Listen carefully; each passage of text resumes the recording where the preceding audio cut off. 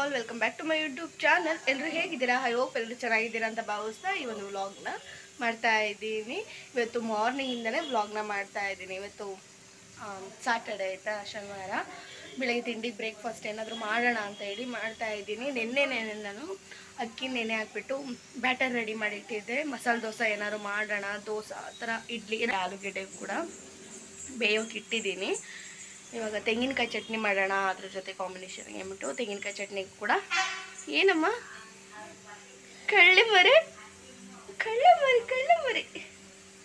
ಒಳಗಿಂದ ಬಂದು ಕೆಳಗಡೆ ಬೆಲ್ಲ ಇಟ್ಟಿದ್ದೆ ಆಯಿತಾ. ಆ ಬೆಲ್ಲನ ಎತ್ಕೊಂಡು ಹೋಗಿ ತಿಂತಾ ಇದ್ದಾಳೆ ಕದ್ದು. ಅದು ಇವಾಗ ಪುಡಿ ಇದ್ದದೆಲ್ಲ ಖಾಲಿ ಆಗೋಯ್ತು. ಸ್ವಲ್ಪ ದಪ್ಪದ ಗಟ್ಟಿಯಾಗಿದೆ. ಅದನ್ನು ಕೆಚ್ಕೊಡು ಅಂತ ಕೇಳ್ತಾ ಇದ್ದಾಳೆ. ನಾನು ಕೊಡ್ತಾ ಇಲ್ಲ, ಹಾಗಾಗಿ ನೋಡ್ತಾ ಇದ್ದಾಳೆ.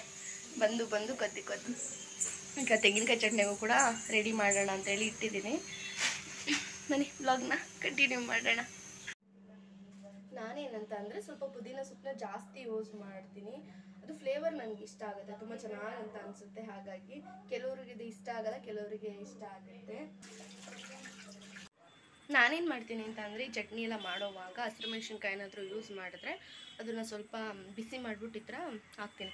ಅದು ಸ್ವಲ್ಪ ಆವಾಗ ಒಂಥರ ಹಸಿ ಅಂತ ಅನಿಸಲ್ಲ, ಮತ್ತು ಚೆನ್ನಾಗಿರುತ್ತೆ ಟೇಸ್ಟಿಯಾಗಿ ಅಂತೇಳಿ. ಹಾಗೆ ಹಾಕ್ಬಿಟ್ರೆ ಒಂಥರ ಇಷ್ಟ ಆಗಲ್ಲ, ಅದೊಂಥರ ಟೇಸ್ಟ್ ಬರುತ್ತೆ ನನಗೆ. ಹಾಗೆ ಫ್ರೈ ಮಾಡಿಬಿಟ್ಟು, ಆಯಿಲೇನು ಹಾಕಲ್ಲ, ಹಾಗೆ ಫ್ರೈ ಮಾಡಿಬಿಟ್ಟು ಮಿಕ್ಸಿ ಮಾಡಿದ್ರೆ ಆಯಿತು. ಚಟ್ನಿ ಕೂಡ ರೆಡಿ ಆಯಿತು. ಗಮ್ ಅಂತ ಇದೆ. ಹಾಗೇನೆ ಯಾರಾದರೂ ಪುದೀನ ಸ್ವಲ್ಪ ಹಾಕಲ್ಲ ಚಟ್ನಿಗೆ ಅಂತ ಅನ್ನೋದಾದರೆ ಸ್ವಲ್ಪ ಹಾಕಿ ನೋಡಿ, ಟೇಸ್ಟ್ ಡಿಫ್ರೆಂಟಾಗಿರುತ್ತೆ, ತುಂಬ ಚೆನ್ನಾಗಿ ಬರುತ್ತೆ.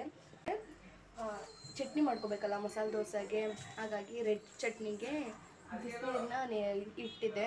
ಸ್ವಲ್ಪ ಬ್ಯಾಡಿಗೆ ಮೆಣಸಿನ್ಕಾಯಿನ ನೆನೆ ಹಾಕಬೇಕಲ್ಲ, ಹಾಗಾಗಿ ಅದ್ರ ಜೊತೆಗೆ ನನಗೆ ಸ್ವಲ್ಪ ಖಾರ ಇರಲಿ ಅಂತ ಹೇಳ್ಬಿಟ್ಟು ಒಂದು ಖಾರದ ಮೆಣಸಿನ್ಕಾಯಿನ ಹಾಕೊತೀನಿ.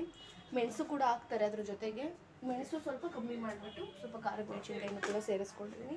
ಅದು ಸ್ವಲ್ಪ ನೆನೆದಾದಮೇಲೆ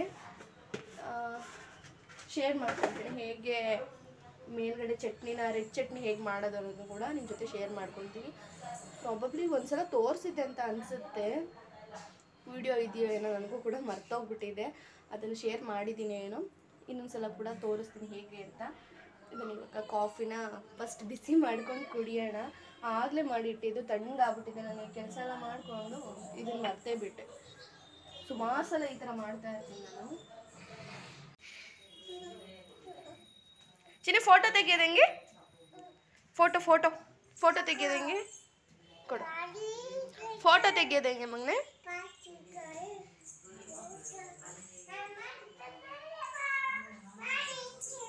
ಬೋಡಿ ಮೊಟ್ಟೆ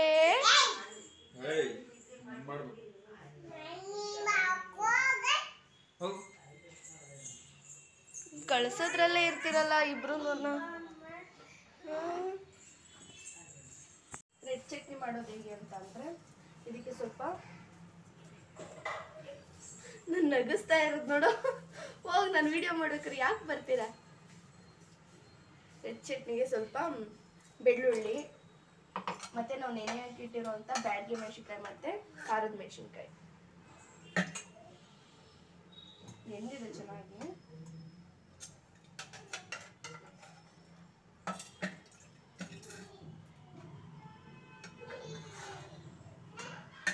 ಇದಕ್ಕೆ ಸ್ವಲ್ಪ ಒಂದು 4 ಕಾಳಿನಷ್ಟು ಮೆಣಸು. ನಾವು ಖಾರದ ಮೆಣಸಿನ್ಕಾಯಿ ಕೂಡ ಹಾಕಿರೋದ್ರಿಂದ ಸ್ವಲ್ಪ ಕಮ್ಮಿ ಹಾಕ್ತೀನಿ ನಾನು.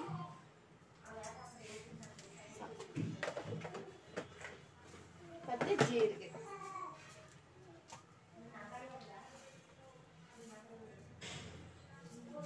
ಸ್ವಲ್ಪ ಜೀರಿಗೆ, ಇದ್ರ ಜೊತೆ ಸ್ವಲ್ಪ ಹುಣಸೆಹಣ್ಣು ಅಷ್ಟೇ.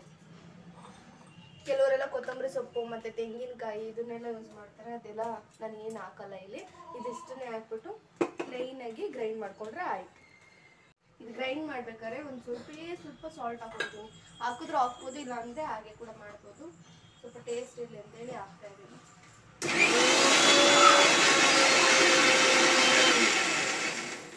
ಈ ಕಡೆ ಆಲೂಗೆಡ್ಡೆ ಪಲ್ಯ ಮಾಡೋದಕ್ಕೆ ಎಲ್ಲನೂ ಕಟ್ ಮಾಡಿ ಚಾಪ್ ಮಾಡಿ ಇಟ್ಟಿದ್ದೀನಿ.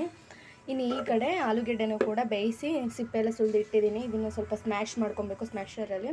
ಸ್ವಲ್ಪ ಇನ್ನೂ ಸುಡ್ತಾ ಇದೆ. ಸ್ಮ್ಯಾಶರ್ ಇರೋದ್ರಿಂದ ಈಸಿ ಆಗುತ್ತೆ ಈ ಥರ ಎಲ್ಲ ಕೆಲಸ ಮಾಡ್ಕೊಡೋಕ್ಕೆ.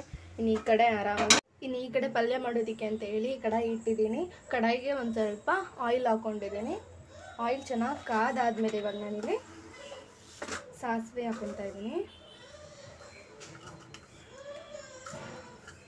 ಇದೆಲ್ಲ ಬೇಸಿಕ್ ಗೊತ್ತಿರುತ್ತೆ ಎಲ್ಲರಿಗೂ ಕೂಡ, ಕೆಲವರು ಗೊತ್ತಿರಲ್ಲ ಅಷ್ಟೇ, ಬ್ಯಾಚುಲರ್ಸ್ಗೆ ಅಂಥವ್ರಿಗೆ ಯೂಸ್ ಆಗುತ್ತೆ ಅಷ್ಟೇ. ಇದು ಸ್ವಲ್ಪ ಜೀರಿಗೆ ಹಾಕ್ಕೊತಾ ಇದ್ದೀನಿ, ಜಾಸ್ತಿ ಹಾಕಲ್ಲ, ಸ್ವಲ್ಪ ಹಾಕ್ಕೊಂಡಿದ್ದೀನಿ. ಇನ್ನು ಸ್ವಲ್ಪ ಚೆನ್ನಾಗಿ ಚಿಟಪಟ ಅಂತ ಸಿಡಿದ್ಮೇಲೆ ಕಡಲೆಬೇಳೆ ಹಾಕ್ಕೊತಾ ಇದ್ದೀನಿ. ಆಲೂಗೆಡ್ಡೆ ಪಲ್ಯಕ್ಕೆ ಕಡಲೆಬೇಳೆ ಇದ್ರೇ ಟೇಸ್ಟ್ ಅಂತಲೇ ಹೇಳ್ಬೋದು. ಕಡಲೆಬೇಳೆ ಚೆನ್ನಾಗಿ ಕೆಂಪಾದ್ಮೇಲೆ ಸ್ವಲ್ಪ ಕರಿಬೇವಿನ ಸೊಪ್ಪು, ಇದಕ್ಕೆ ನಾನು ಇವಾಗ ಹಸಿರು ಮೆಣಸಿನ್ಕಾಯಿ ಹಾಕ್ಕೊತಾ ಇದ್ದೀನಿ.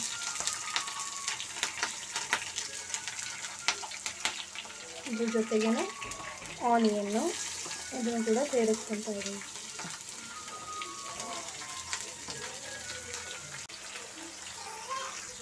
ಆನಿಯನ್ ಎಲ್ಲ ಸ್ವಲ್ಪ ಚೆನ್ನಾಗಿ ಕೆಂಪಗಾಗೋವರೆಗೂ ಫ್ರೈ ಮಾಡ್ಕೊಬೇಕು, ಅವಾಗ ಟೇಸ್ಟನ್ನು ಚೆನ್ನಾಗಿ ಬರುತ್ತೆ. ಇದಕ್ಕೆ ನಾನು ಇವಾಗ ಸಾಲ್ಟ್ನು ಕೂಡ ಸೇರಿಸ್ಕೊತಾ ಇದ್ದೀನಿ, ರುಚಿಗೆ ತಕ್ಕಷ್ಟು ಎಷ್ಟು ಬೇಕು ನೋಡಿ ಅಷ್ಟು.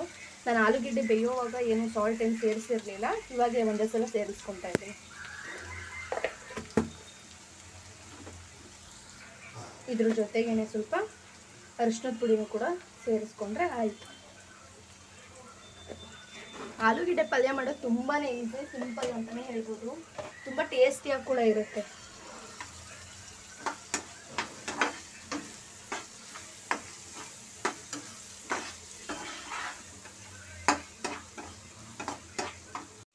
ಚೆನ್ನಾಗಿದು ಕುಕ್ ಆಗಿದೆ. ಇದಕ್ಕೆ ನಾನು ಇವಾಗ ಬೇಯಿಸಿಟ್ಟಿರುವಂಥ ಆಲೂಗೆಡ್ಡೆನೂ ಕೂಡ ಸೇರಿಸ್ಕೊತಾ ಇದ್ದೀನಿ.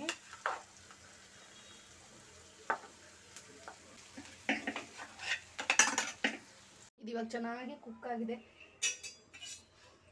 ಹಾಗೆ ಒಂದ್ಸಲ ಮಿಕ್ಸ್ ಮಾಡಿಕೊಂಡು ಲಾಸ್ಟಲ್ಲಿ ಸ್ವಲ್ಪ ಕೊತ್ತಂಬರಿ ಸೊಪ್ಪನ್ನ ಆ್ಯಡ್ ಮಾಡ್ಕೊತಾ ಇದ್ದೀನಿ. ಬೇಕು ಅನ್ನೋದಾದರೆ ತೆಂಗಿನಕಾಯಿ ತುರಿ ಕೂಡ ಸೇರಿಸ್ಕೊಬೋದು, ಚೆನ್ನಾಗಿರುತ್ತೆ. ನಾನು ಇಲ್ಲೇನು ಸೇರಿಸ್ತಾ ಇಲ್ಲ. ಪ್ಲೇಟ್ ಮುಚ್ಚಿಬಿಟ್ಟು ಸೈಡ್ಗೆ ಎತ್ತಿಡ್ತೀನಿ, ಇದನ್ನು ಸ್ವಲ್ಪ ಕುಕ್ ಆಗಲಿ. ಅಷ್ಟರಲ್ಲಿ ನಾನಿಲ್ಲಿ ದೋಸೆನೂ ಕೂಡ ರೆಡಿ ಮಾಡ್ಕೊತೀನಿ. ಎಲ್ಲ ಕೂಡ ರೆಡಿ ಆಯಿತು, ಪಲ್ಯ ಚಟ್ನಿ ಎಲ್ಲನೂ ಕೂಡ. ಇವಾಗ ದೋಸೆಗೂ ಕೂಡ ಇಟ್ಟಿದ್ದೀನಿ ಹಂಚನ್ನ. ಹೇಗೆ ಬರುತ್ತೋ ಏನೋ ಗೊತ್ತಿಲ್ಲ ದೋಸೆ, ಏಕೆ ಅಂತಂದರೆ ಸ್ವಲ್ಪ ಚಳಿ ಅಲ್ವಾ, ಹಾಗಾಗಿ ಸ್ವಲ್ಪ ಬ್ಯಾಟರು ಜಾಸ್ತಿ ಉಬ್ಬಿಲ್ಲ, ಸ್ವಲ್ಪ ಉಬ್ಬಿದೆ. ನೋಡೋಣ ಹೇಗೆ ಎದ್ದೊಳುತ್ತೆ ದೋಸೆ ಅಂತ ಹೇಳಿ. ದೋಸೆ ಚೆನ್ನಾಗಿ ಬರುತ್ತೆ ಅಂತ ಅಂದ್ಕೊಂಡಿದ್ದೀನಿ, ಯಾಕೆಂದರೆ ಬೆಳಿಗ್ಗೆ ನಾನು ಇಷ್ಟು ನೋಡಿದಾಗ ಇಷ್ಟು ಉಬ್ಬೇ ಇರಲಿಲ್ಲ, ಇವಾಗ ಸ್ವಲ್ಪ ಉಬ್ಬಿದೆ, ಚೆನ್ನಾಗಿ ಬರುತ್ತೆ ಅಂತ ಅಂದ್ಕೊಂಡಿದ್ದೀನಿ.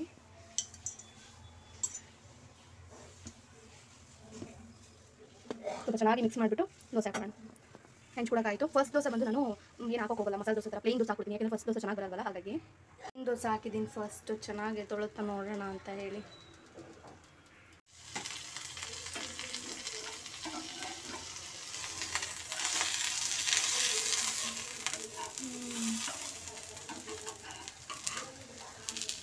ತುಂಬಾ ಕ್ರಿಸ್ಪಿಯಾಗಿ ತುಂಬ ಸಾಫ್ಟಾಗಿ ಚೆನ್ನಾಗಾಗಿದೆ ದೋಸೆ ಅಂತೂ.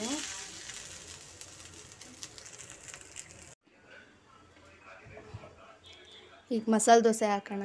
ಫಸ್ಟ್ ಒಂದು ಹಾಕ್ತೆ, ಚೆನ್ನಾಗಿ ಬಂತು, ಅದು ವಿಡಿಯೋ ಮಾಡ್ಕೊಳ್ಳಿಕ್ಕೆ ಹೋಗಲಿಲ್ಲ.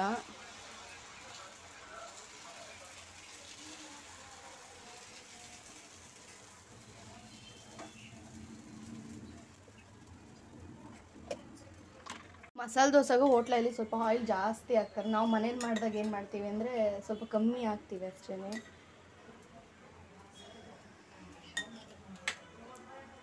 ತುಂಬ ಕ್ರಿಸ್ಪಿಯಾಗಿ ಚೆನ್ನಾಗಿ ಬರ್ತಾ ಇದೆ ದೋಸೆ ಅಂತೂ.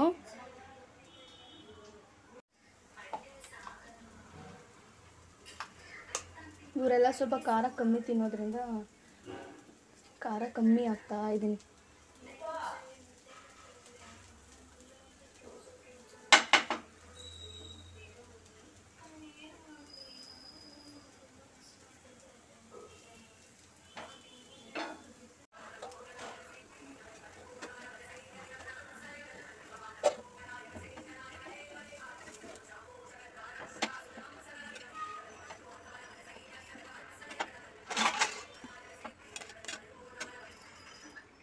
ತುಂಬಾ ಕ್ರಿಸ್ಪಿ ಮತ್ತು ಟೇಸ್ಟಿಯಾಗಿರುವಂಥ ಮಸಾಲೆ ದೋಸೆ ರೆಡಿ ಆಯಿತು. ಹೆಂಗೈತೆ?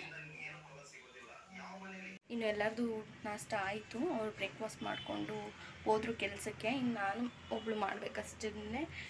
ಪಾಪಗೂ ಕೂಡ ಮಾಡಿಸಿದ್ದಾಯಿತು. ಅವಳಿಗೂ ಕೂಡ ಫಸ್ಟ್ ಹಾಕಿದ್ನಲ್ಲ ದೋಸೆ, ಅವಳು ಅದನ್ನು ತಿಂದು ಇವಾಗ ನಾನು ದೋಸೆ ಹಾಕೊಂಡು ತಿಂದರೆ ಆಯಿತು. ಬಾಕ್ಸ್ಗೂ ಕೂಡ ರೆಡಿ ಮಾಡಿದ್ದೀನಿ ನಮ್ಮ ಮೈದ್ನ ಅವ್ರಿಗೆ ಅಷ್ಟೇ.